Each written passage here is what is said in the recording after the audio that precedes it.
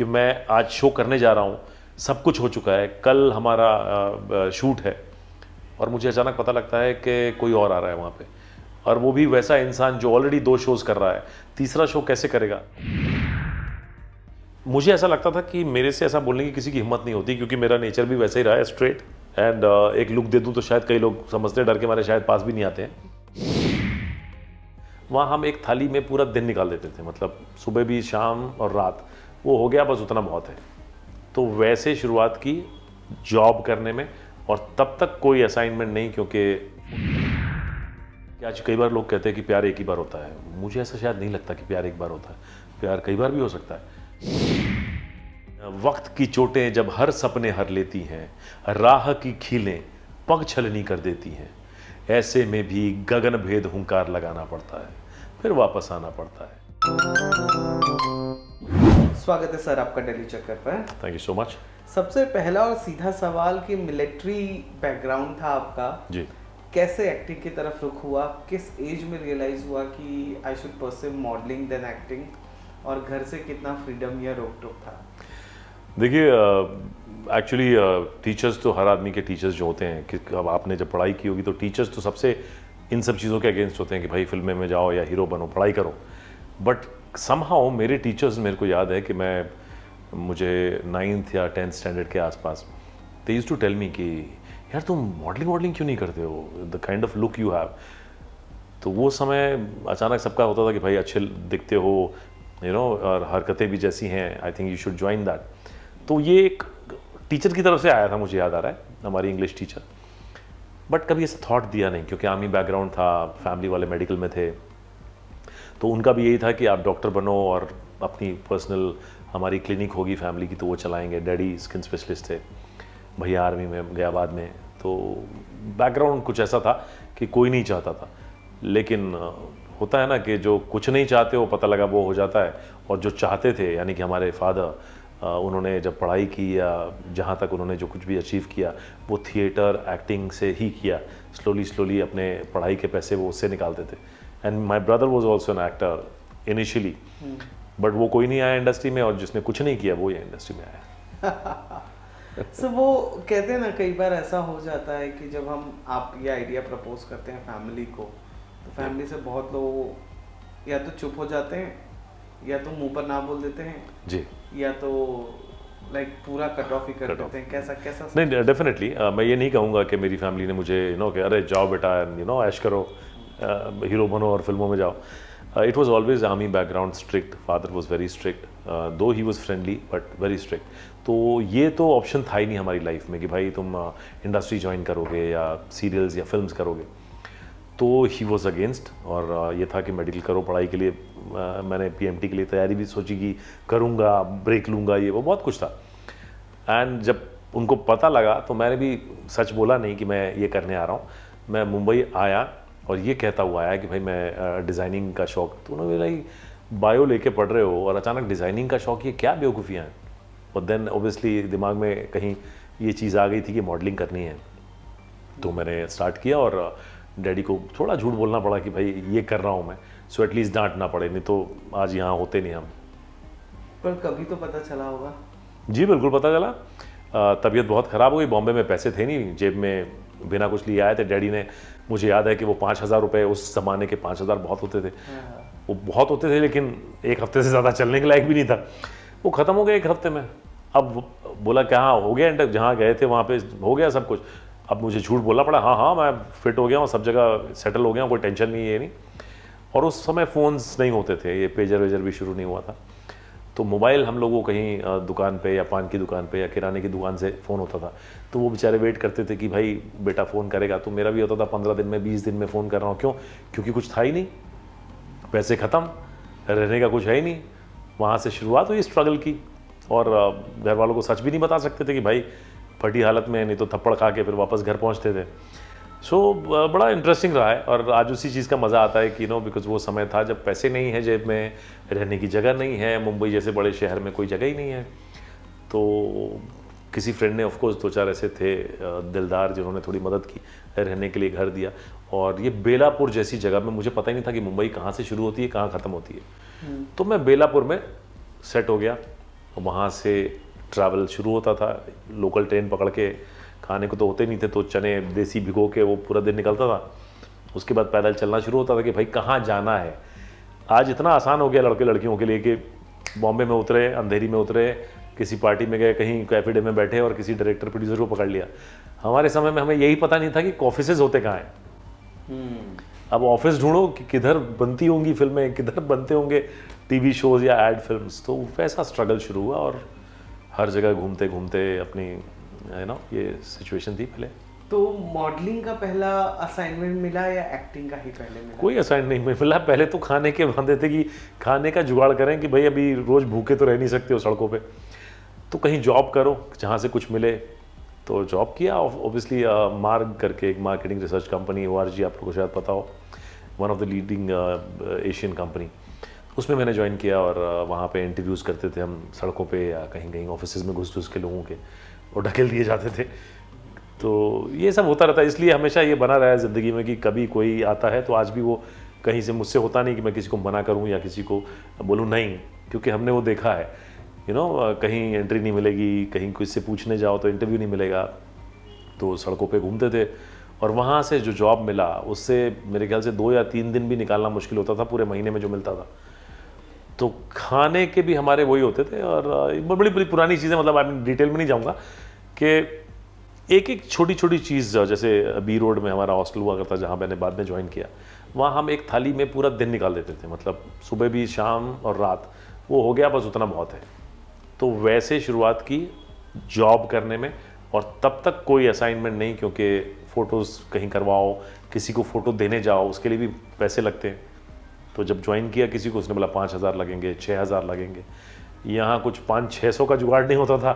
5-6 हज़ार मतलब 1-1.5 साल उसमें लग गए इकट्ठा करने में। फिर भी इकट्ठा नहीं हुआ, लेकिन एनीवे धीरे धीरे चीज़ें शुरू हुई। और उसके बाद पहली बार ऐड कुछ मिला, जो पीछे खड़े होते हैं ना फ्रेंड्स वगैरह, वैसा कुछ मिला एक। फिर किसी को पसंद आया कि अरे बेटर लुक है, बेटर परफॉर्मेंस से आप आगे आइए, जो आगे है उसको पीछे कर दिया। एंड वो मेरा ऐड हुआ। There was a ad called, shampoo का ऐड था लक्स का, तब्बू थी उसमें। तो वो मेरा पहला ऐड था जिसमें मैं तब्बू के साथ, तो वो ऐड, फिर एक करिश्मा उनके साथ। तो वो कहीं ना कहीं वो छोटा सा जब ऐड जब आने लगा, तब मैं बोल सका घर वालों को इतने सालों के बाद कि मैं वाकई कुछ कर रहा हूँ। तब तक ना अपनी हिम्मत थी ना बोलने का था, क्योंकि उस समय ये भी होता था कि आजकल तो ये टीवी कहीं आप दिख गए चलते फिरते, पार्टीज में दिख गए, कहीं दिख गए। उस समय हम इतना रैंप वॉक या ये वो करते थे, कहीं दिखते ही नहीं थे। अब किसी को बोलो कि भाई हम रैंप पे, उनको पता ही नहीं क्या रैंप पे, कहाँ घूम रहे हो। तो ये होता था कि कहीं दिखते भी नहीं है, 1.5 साल हो गया कुछ कर रहे हो, कहाँ कहीं आते नहीं हो, घर आ जाओ। So finally it started with that. What was the first break मिला था? शो डायरेक्ट मिला था या क्या? अभी आई डोंट नो मैं किसको ब्रेक बोलूँ। जैसे अभी ये ऐड मैंने बोला आपको कि वो ऐड ब्रेक था, वो छोटा सा फुल फ्लेज सीरियल। यस, मैंने म्यूजिक वीडियो कुछ किए थे, 1-2 म्यूजिक वीडियो किए थे उस समय। और कहीं ना कहीं नज़र पड़ी, एकता मैम के यहाँ से फ़ोन आया और बालाजी का पहला शो था जो कोई अपना सा, जो हमारा एक गिल फैमिली और वो शो था, वो रोमांटिक शो। तो वो पहला मेरा ब्रेक, और उसमें मैंने लीड किया, ZTV का शो था। वहाँ से फिर शुरुआत हुई और ऑब्वियसली उसके बाद से फिर सिलसिला शुरू हुआ। वो काफ़ी समय लगा उसको ऑफ कोर्स। कितना वक्त उस वक्त लगता था? टीवी का शूटिंग प्रोसेस उस वक्त कैसा था? उस समय भी हम लोग जैसे लीड में आप रोल कर रहे हैं तो ऑब्वियसली 20 से 25 दिन लगते ही थे पहले भी। लेकिन पहले थोड़ा सा लोग कन्वीनियंस था, मोर रिलैक्स्ड ये था माहौल। आजकल थोड़ा मशीनरी ऐसी हो गई है कि everything is based on TRPs immediately, और वो तुरंत चीज़ें और स्टोरी लाइन चेंज होती है। पहले इस तरह से स्टोरी लाइन चेंज नहीं होती थी, एक डिसाइड होता था, कुछ समय तक शूट होता था, हमारे पास बैंक बैलेंस होता था, शूटिंग का बैलेंस होता था, तो वैसे चीज़ें वर्क करती थी। अभी तो बहुत चेंज हो गया, बहुत चेंज हो गया जी। अब तक आपने जितने भी शोज में काम किया है, who was your most comfortable actress co-star to work with? I think मेरे ख्याल से मोस्टली मेरे हर शो में I been very comfortable with everybody. शायद मेरा नेचर भी ऐसा है कि मुझे मैं काम अपना जो करता हूँ, जिसके साथ रहता हूँ, मैं बड़ी प्रोफेशनली और एक फ्रेंडली नेचर रहता है। तो कोशिश कोई अपना से भी बोलूँ, आज भी टच में है। पहला शो था आज कितने साल हो गए इसको, स्टिल इन टच। इवन जो मेरी हीरोइन थी उनके साथ भी टच में हैं, और एक रहा है उसके बाद जिनके साथ भी किया अच्छा फ्रेंडली रिलेशन रहा है। अभी रिसेंटली जो हमने ये किया स्टार के लिए, अभी जो मेरा शो हुआ तोरल, वो भी हम लोग टच में रहते हैं। मानसी है फर्स्ट, वो भी टच में है। तो ऐसा ये एक पर्टिकुलर मैं नहीं कह पाऊँगा, लेकिन सबके साथ अच्छा रिलेशन है। आज जब अपने आप को 20-25 साल पुराने आप देखते हो, तो डू यू रिकॉल कि कुछ पीछे छूटा है? बहुत सारे रिश्ते छूट जाते हैं, पता है। हाँ नहीं, ये डेफिनेटली मैं कहूँगा कि कई बार क्या होता है कि कुछ अच्छे लोग भी मिलते हैं, कुछ प्यारे लोग मिलते हैं, लेकिन आपके पास इतना समय नहीं होता क्योंकि आप काम कर रहे हैं रोज़, तो वो आप टच में रह नहीं पाते हैं। इसका मतलब ये नहीं कि रिश्ते ख़राब हो गए। मुझे लगता है कि जिनसे अच्छे रिश्ते हैं 20 साल के बाद भी मैं उनसे मिला हूँ, दिल से वो प्यार मोहब्बत और एक दूसरे के लिए रिस्पेक्ट है, तो वो आज भी वैसा ही है। और वो रिलेशन का कोई काम ही नहीं है जो भले रोज़ मिलो या, लेकिन एक दूसरे के लिए जब इज्जत नहीं होती है रिलेशनशिप में, कहीं ना कहीं वो दिखता है कि आप भले मिल रहे हो, it is more of companionship कि घूम रहे हो, साथ में जाना है, कोई आपको साथ में जाने के लिए चाहिए, बस वो लोनलीनेस हटाने के लिए चाहिए। नहीं, I am talking about relationship की जहाँ से आपका कनेक्ट बना है, और वो कनेक्ट मेरे ख्याल से हमेशा रहता है। कोई रिग्रेट है लाइफ में? मैं इसमें विश्वास ही नहीं करता हूँ। No regrets at all. अगर गलत भी हुआ तो भी मुझे रिग्रेट नहीं है। क्यों? क्योंकि ये मेरी जर्नी है। कुछ चीज़ें मैंने की, शायद अच्छी नहीं हुई, मगर इसमें किसी को दोष देने का भी मतलब नहीं है। क्यों? क्योंकि हम हमेशा ये कहते हैं कि भाई मैंने ये किया और गलत हो गया यार, वो मतलब गलत हो गया। नहीं, मैंने किया, चीज़ें ठीक नहीं हुई ना, इसमें मेरी गलती नहीं है। We always try. अगर अच्छी चीज़ें हो जाती तो हम बोलते हैं यार देखो मैंने ये किया और बहुत सक्सेसफुल हुआ और अच्छा हुआ, और वही चीज़ गलत होती है तो we start blaming. No, I don't blame anybody. हमने किया, कोशिश की, इंटेंशन हमेशा ही अच्छे रहे काम करने के लिए, नहीं हुआ, इट्स डेस्टिनी। इस पूरे सर्कल में क्या सिखाया आपको इस शो बिजनेस ने, इंडस्ट्री में? देखिए, मैं तो शायद एक ऐसी चीज़ लेके आया था हमेशा कि सबसे ज़रूरी मेरे लिए जीवन जीना अपनी टर्म्स पे। मेरा एक ही मोटिव रहा है लाइफ में कि मेरी वजह से, चाहे वो प्रोड्यूसर्स हों, दोस्त हों, यार हों, फैमिली हो, रिलेशन हो, मेरी वजह से किसी को तकलीफ़ कभी ना हो, दिल किसी का मैं ना दुखाऊं इंटेंशनली। ये मोटिव मैं लेके हमेशा चलता हूँ। काम पे भी मैं ये नहीं सोचता हूँ कि वो उनका काम है या वो प्रोड्यूसर का है या वो मेरे किसी का है। मैं कोशिश करता हूँ कि कोई भी चीज़ ख़राब ना हो, बर्बाद ना हो, या किसी का नुकसान ना हो, और यही मैं काम करते आया हूँ। और मेरे ख्याल से जो भी मुझे मिला है, मुझे लगता है कि मैं ये नहीं कहूँगा कि मैंने इतना हार्ड वर्क किया है ये मिला, बट मैं अपना काम ईमानदारी से करता हूँ, और मुझे लगता है कि अगर मेरी ज़रूरत और उनको भी समझ में आता है तो I am always there for them and I do work. ऐसे कितनी बार प्यार हुआ इस दौरान? पता नहीं, मेरी भी समझ में नहीं आता कि प्यार क्या चीज़। कई बार लोग कहते हैं कि प्यार एक ही बार होता है, मुझे ऐसा शायद नहीं लगता कि प्यार एक बार होता है। प्यार कई बार भी हो सकता है, क्योंकि प्यार तो प्यार है, it's more of giving, and वहाँ पे क्या होता है, एक्सपेक्टेशन नहीं होती है। बहुत कम लोगों को एक्चुअल में प्यार होता है और उनको रियलाइज़ भी नहीं होता है। एक फिजिकल अट्रैक्शन अलग है, लस्ट अलग है, प्यार अलग है। प्यार में क्या, मुझे ऐसा लगता है कि भाई व्हेन यू आर गिविंग ना, आप उम्मीद इतनी नहीं करते हो, आप इसलिए करते हो क्योंकि आपको अच्छा लगता है ऐसा करना। So when you give somebody you feel good about it, इसलिए नहीं कि भाई मैंने उसको ये दिया तो उसने भी मुझे मिलना चाहिए। आजकल के सारे रिलेशन ऐसे ही काम करते हैं कि भाई मैं आपको कुछ दे रहा हूँ, मुझे तो कुछ मिला ही नहीं, चाहे वो फिजिकल हो, चाहे इमोशनल हो, या मटीरियलिस्टिक चीज़ें हों। उम्मीद इतनी ज़्यादा हो गई ना, तो प्यार थोड़ा सा बैक सीट पे चला गया है। आई फील प्यार कभी भी हो सकता है, एंड एक बार ख़त्म होने के बाद दोबारा फिर हो सकता है। आपको कितनी बार हुआ है? पता नहीं, मेरे को ध्यान नहीं आ रहा कि एक्चुअल में उसको बोलूँ। कई बार ऐसा होता है कि इन्फेक्चुएशन है और आपको लगता है कि वो प्यार था, बाद में पता लगता है नहीं, शायद प्यार नहीं था, क्योंकि प्यार होता तो वो पागलपन, वो तड़प, वो सब चीज़ें आई जाती हैं। फिर भी कह सकता हूँ 1, 2 बार, 3 बार कह सकता हूँ मैं ऐसा। और वो ऐसा एकदम हार्डकोर वाला ब्रेकअप? बिल्कुल हुआ है। First was always like that. मैं जब नया नया मुंबई में आया था और ये जो स्ट्रगल पीरियड मैंने बताया, तो उस समय ऑब्वियसली बैचलर हैं, यंग हैं, एंड काम पे फोकस था, क्योंकि मैं डरता था इन सब चीज़ों से, क्योंकि कुछ लेके नहीं आए हो तो प्यार मोहब्बत में कहाँ फंसोगे, क्योंकि जहाँ ना ठिकाना, अपना ठिकाना है, किसी और को कहाँ संभालोगे। So it was always like that. But yes, मैं नाम नहीं बताऊँगा उनका, लेकिन she was from Peddar road and I was in Colaba, और बहुत, I mean she help me also, काफ़ी समय साथ थे। बट पता नहीं जो भी रीज़न है, शायद लिखा नहीं होगा, हम लोग साथ में घूमते थे, मिलते थे, जुलते थे, एंड पागलपन था, और उसके बाद वो चीज़ें मटेरियलाइज नहीं हुई क्योंकि शायद उनकी फैमिली को और वेरी वियर्ड थिंग कि उनकी फैमिली को पता नहीं, समझ में नहीं आया एंड तक कि हम लोग एक्चुअली रिलेशन में हैं या भाई बहन है। मतलब आई मीन वियर्ड था वो, उनके माँ बाप को समझ में नहीं आया। भाई बहन? हाँ, मतलब उनके माँ बाप को ऐसा लगा कि यार ये एक रिलेशन शायद नहीं है, is just as a friend और एज अ ब्रदर। मैंने बोला यार ये कैसे हो सकता है, हम ट्रैवल साथ कर रहे हैं, घूम रहे हैं साथ में। तो दे वेंट अगेंस्ट, और ऐसे अगेंस्ट हुए हमारे, उनको जब पता लगा सारी सिचुएशन, ऐसे अगेंस्ट हुए कि मैं काफ़ी दिनों तक परेशान था। और ऐसा होता था कि घर पे कोई फ़ोन, उस समय तक फ़ोन आ गए थे, ऑब्वियसली फ़ोन थे, लैंडलाइन तो थी एटलीस्ट, तो घर पे मैं कोई भी फ़ोन बजता था तो मैं पागलों की तरह दौड़ के उठाता था, शायद उसका फ़ोन हो। और ये सिलसिला कुछ 6 महीने तक, मतलब आई रिमेंबर। और वो कहते हैं ना, इश्क जो सच्चा होता है वो पागलपन होता है। वो आप परेशान हो जाते, घर वाले अलग परेशान थे कि भाई इसको क्या हो गया कि आप एक कोने में बैठ के, क्योंकि मैं पीता नहीं हूँ तो मैं चाय पीता, उतनी चाय, और लिखना शुरू वहाँ से। तो ऑफकोर्स राइटिंग मेरी वहाँ से शुरू हुई कि कुछ शेर व शायरी की शौक अचानक जागे चाय पीते पीते।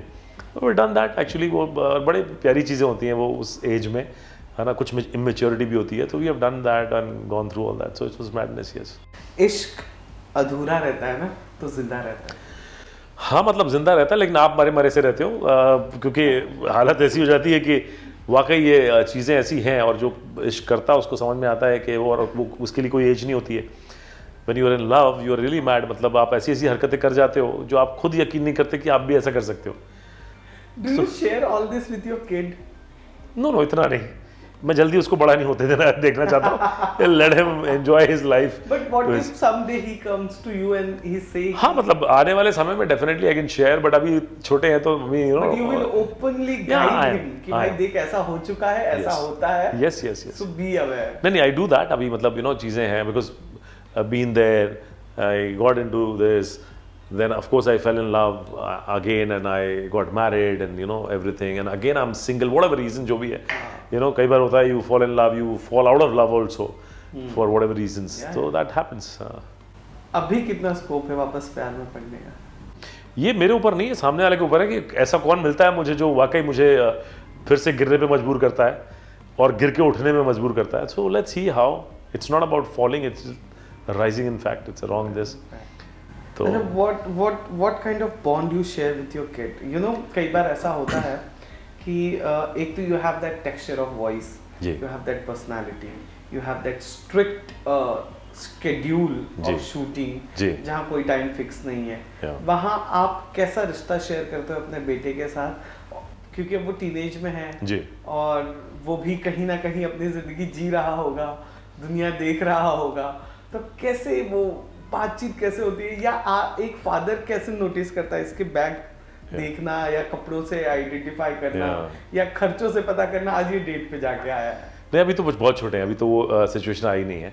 मतलब फ्यूचर में आएगी तो टेंशन होगी। जैसे हमारे और बहुत सारे फ्रेंड्स हैं जिनकी बेटियां या जिनके बच्चे बड़े हैं, जो हमारे सीनियर्स हैं, तो वो कहानियाँ सुनाते हैं तो समझ में आता है कि ओ माय गॉड, आने वाले समय में ऐसा भी हो सकता है कि इतनी टेंशन हो सकती है कि आज वो वहाँ गए हैं तो टेंशन, अरे यार वो बेटी आज डेट पे जा रही है, या बेटा आज गया है तो बड़ी टेंशन में है।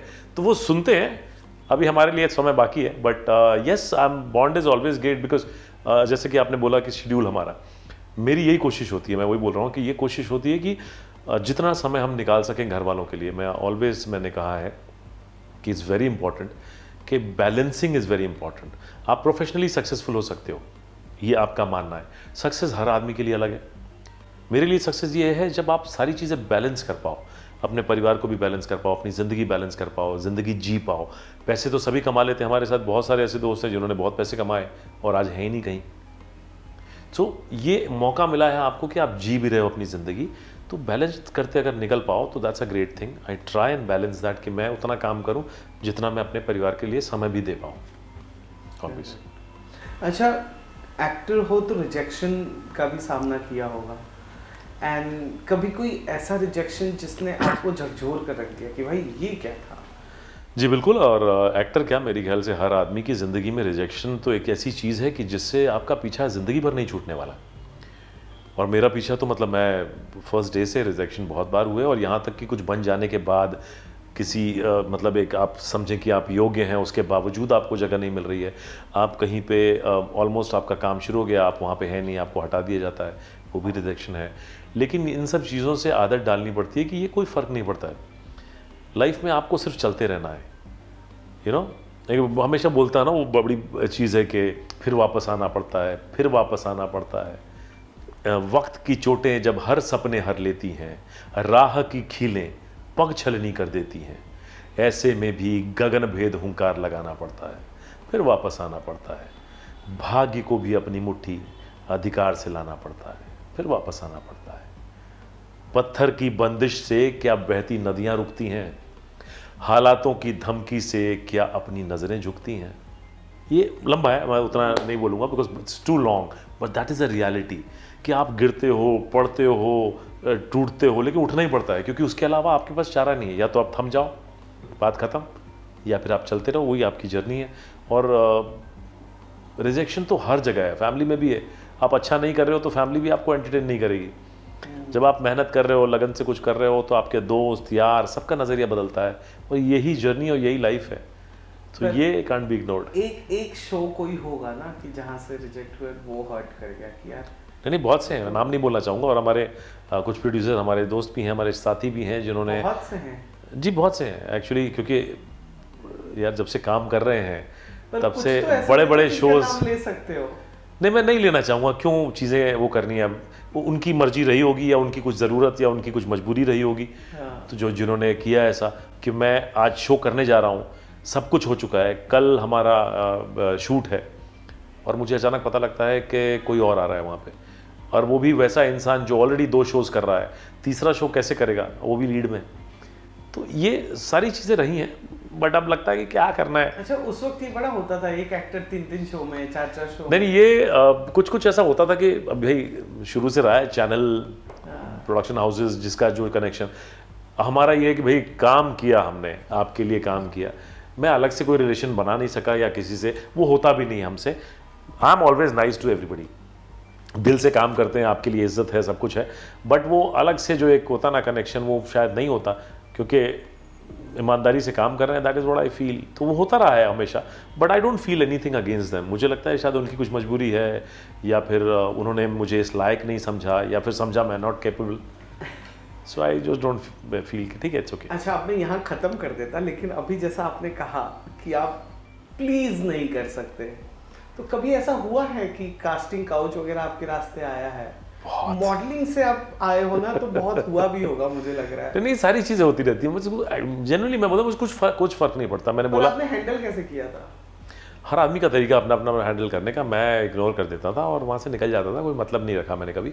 बहुत बार हुआ ऐसा, और ऐसा नहीं है कि मैं कहूँ कि मेरे साथ, सबके साथ होता है। मतलब नॉर्मली मुझे ऐसा लगता था कि मेरे से ऐसा बोलने की किसी की हिम्मत नहीं होती, क्योंकि मेरा नेचर भी वैसे ही रहा है, straight.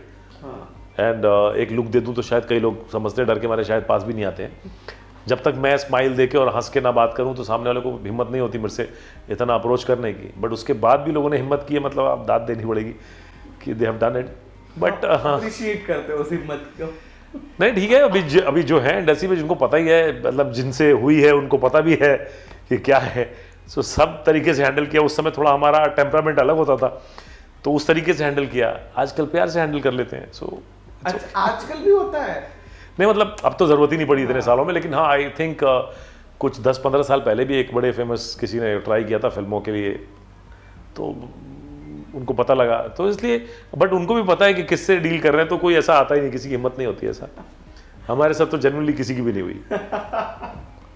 Well sir, thank you so much. कैसा लगा टेली चक्कर से अपनी पहचान शेयर करके? हमेशा ही अच्छा लगता है, एंड ऑलवेज बहुत सी चीज़ें होती हैं डिटेल में, obviously don't like to, but ठीक है, इट्स ओके।